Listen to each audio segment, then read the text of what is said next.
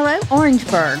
I am Jennifer Van Cleve, the City of Orangeburg's Public Information Officer, and I want to thank you for joining us on City Talk.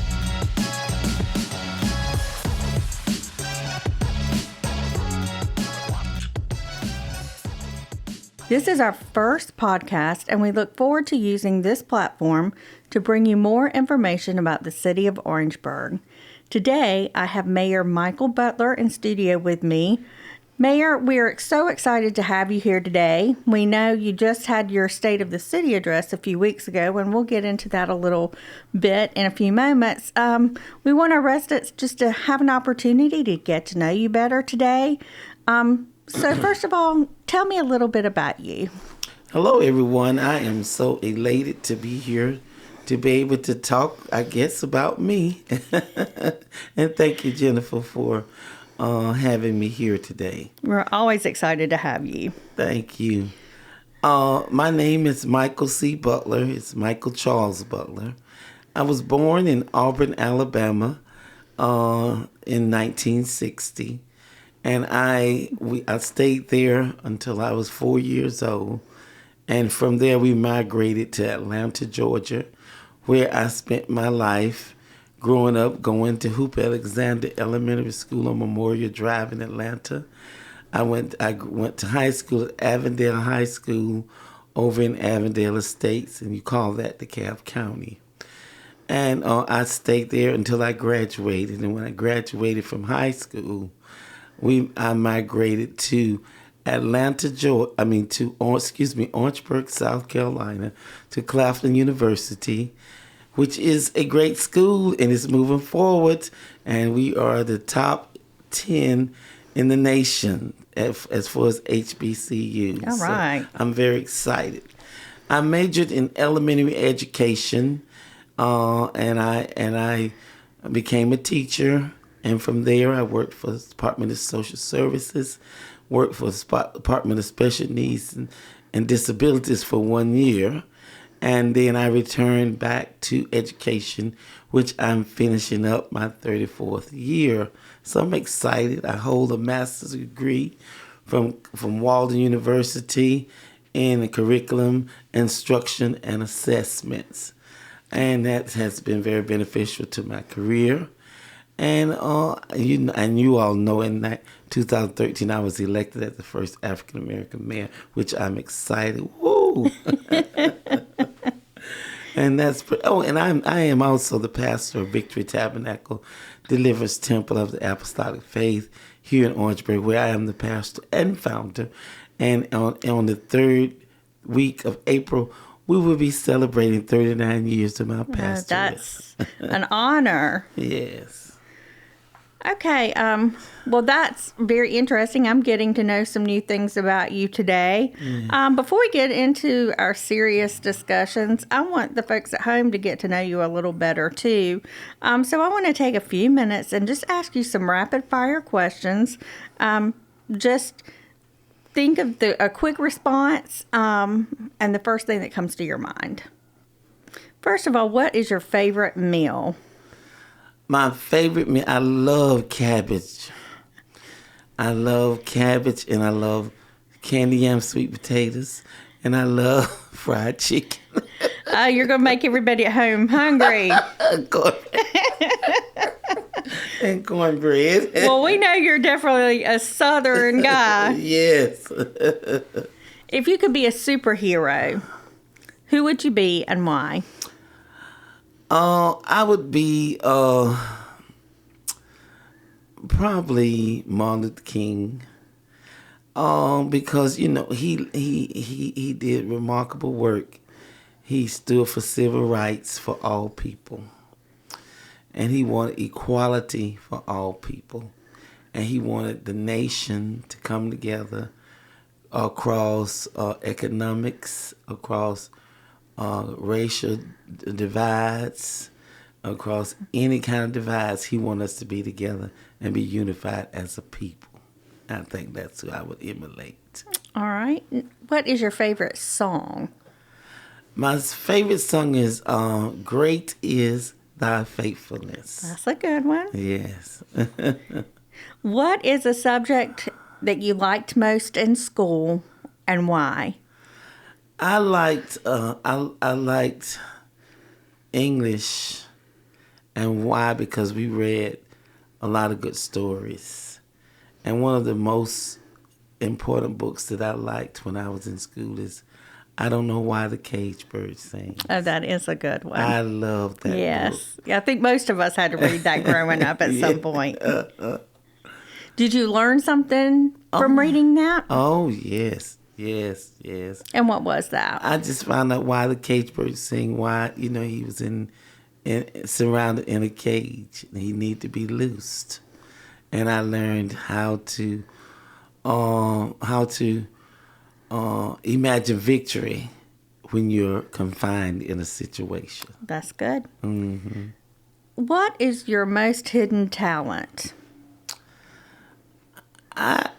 I think people do not know how much I can help and how much I care about people. That's one of my greatest talents. I can walk in a room and turn the whole setting around.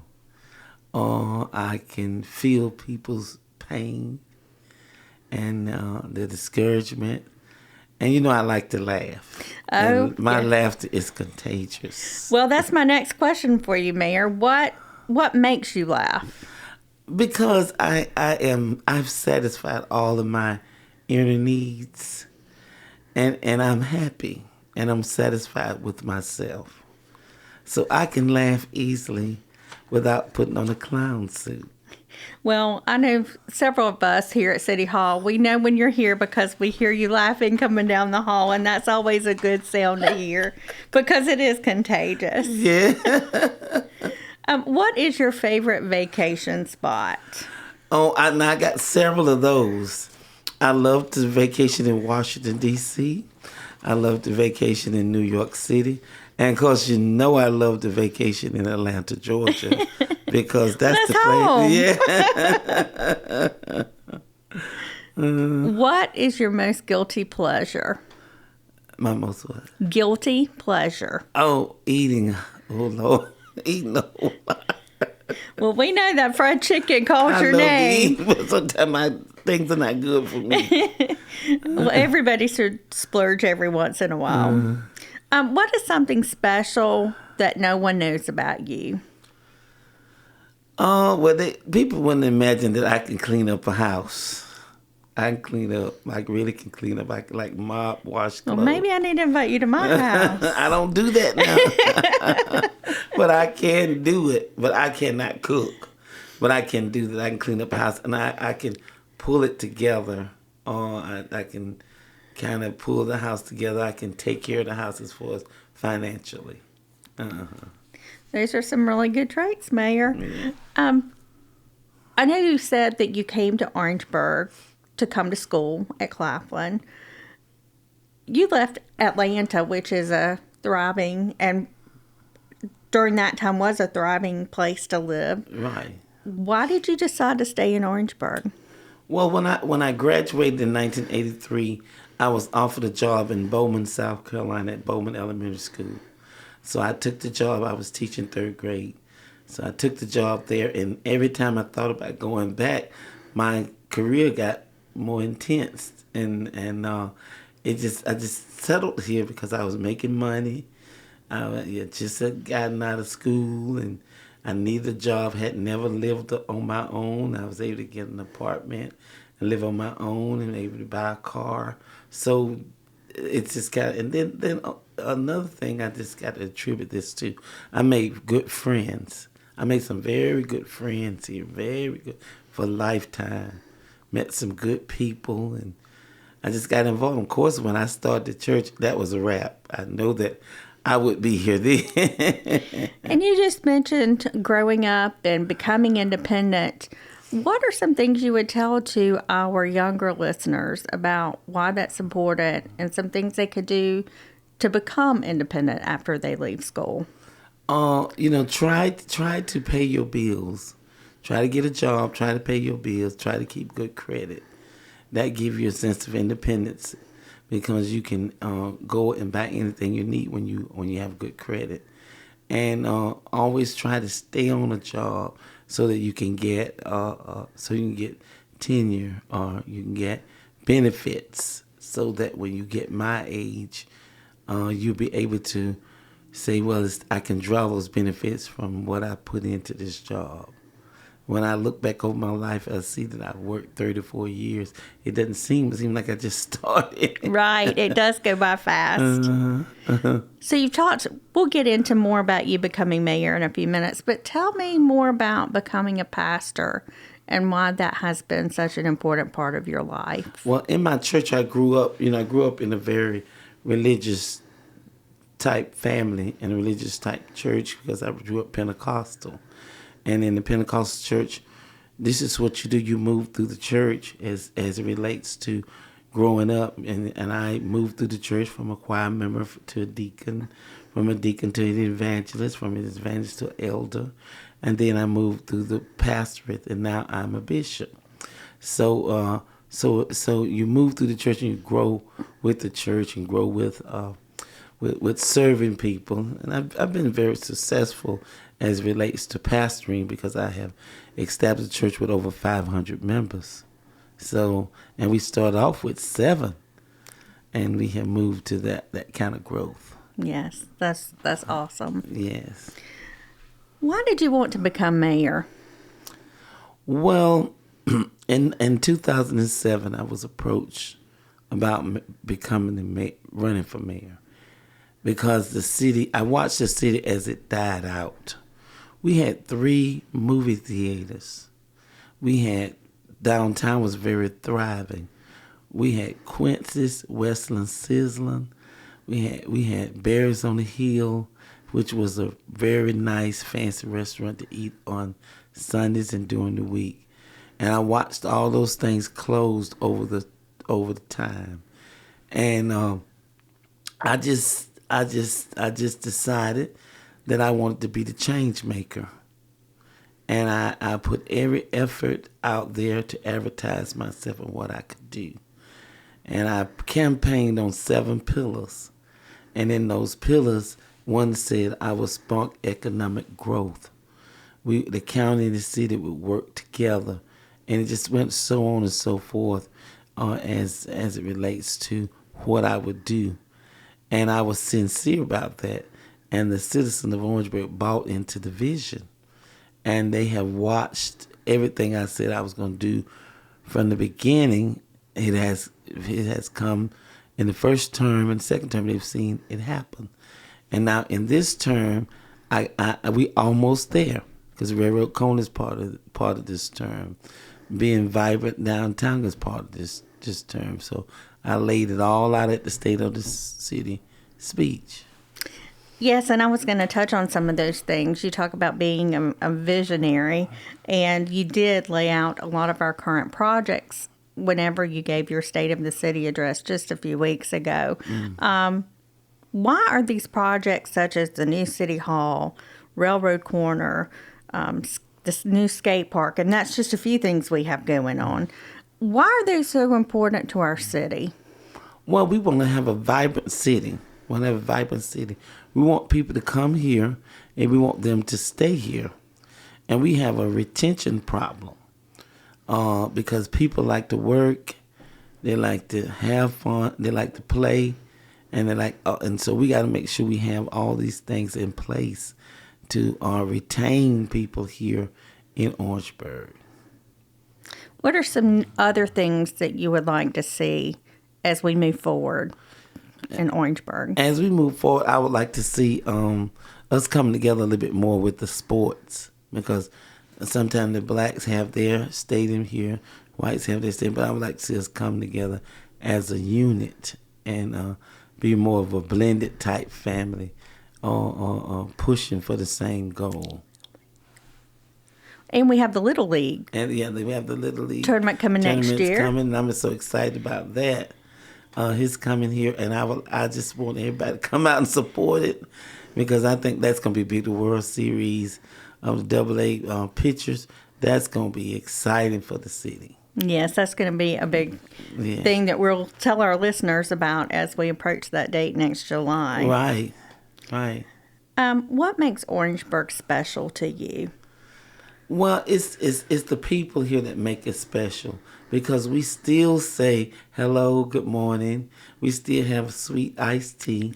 Everybody's still manable and and courteous. We have some bad apples, but we don't have a whole lot of bad apples as it relates to that. People still want to get along, want to be together on some angles, and I think that's make it unique. And then where it's geographically located, we in between Columbia and Charleston, we in the center of everything, and we gonna get a piece of all the apple pie.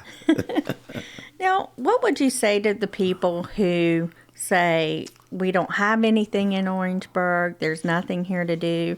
How would you respond to that? Well, some of them are not reading and they're not following the city website, because we put a lot of stuff in. We have street dancing. We have a lot of things at the art center. We have a lot of sports going on. They're just not reading. Maybe we don't have exactly what you like to do, but we have some things that's going on here, and there are some things that's coming. And I just want to say we have football, we have basketball, we have all those things that are fun and it's constructive for you to do. What are some of your proudest accomplishments as mayor? Oh, as it relates to public safety, I like how we were able to give them a raise in our one of our years that we had extra money, and I also like how they have been recertified through CALEA, and that keeps your fire taxes from going at a certain rate, from going up so high. So I like that. As it relates to DPU, I like the fact that DPU is expanding its territory, putting Sewell out in gray areas, and we're also able to build more housing, more neighborhoods. As it relates to the city, I like how we are pulling together, how we didn't have to raise taxes for any kind of services. This term, neither did we do any millage hikes. So I like how the sanitation workers are working, the administration workers are working. I just see so much progress as it relates to parks and recreation. Now, yeah, we got some things to work on, some things to improve, but overall, we are moving in the right direction. What are some of the things you would like to see as we move forward? I would like to see us get a larger DPS services, and I would like to see us get our own fire tax district if we can't come together and finish with the county. And I would like to see us especially get the skate park going for our young people. I would like the downtown to become more vibrant, get more stores and more nightlife down there, people living down there, and foot traffic going through downtown. I would like to see us have more restaurants and family-oriented restaurants like Outback, Longhorns, and things like those kind of restaurants, a Red Lobster, and things like that, Krispy Kreme. Oh, yes, everybody likes that red hot nail sign. Do you have anything else you would like to add today? I would just like to say to the listening audience, I am a very down-to-earth person. I really enjoy what I do, and I just want you all to remember that I'm always here for you. I may not be accessible all the time due to my rigorous schedule, but just know that I always have Orangeburg on my mind. And feel free to call or request my presence, and I'll be glad to be there. And I want to appreciate City Council, how they work with us and help us push our agenda through, help us do a lot of things, because I couldn't do it without them. So I want to give them a shout out also. And hopefully we'll have our other council members join us on City Talk as well in the future. Great. Mayor, I want to thank you for joining us today and for being our first guest on City Talk. And to our residents, thank you for listening. I look forward to sharing more information about what is going on in the city with you. If there is a subject that you would like for me to cover, please email me at jennifer.vancleave@orangeburg.sc.us or feel free to give me a call at 803-539-3722. You can also follow our city council meetings and other information on our Facebook page as well as our website. So once again, thank you for listening to City Talk.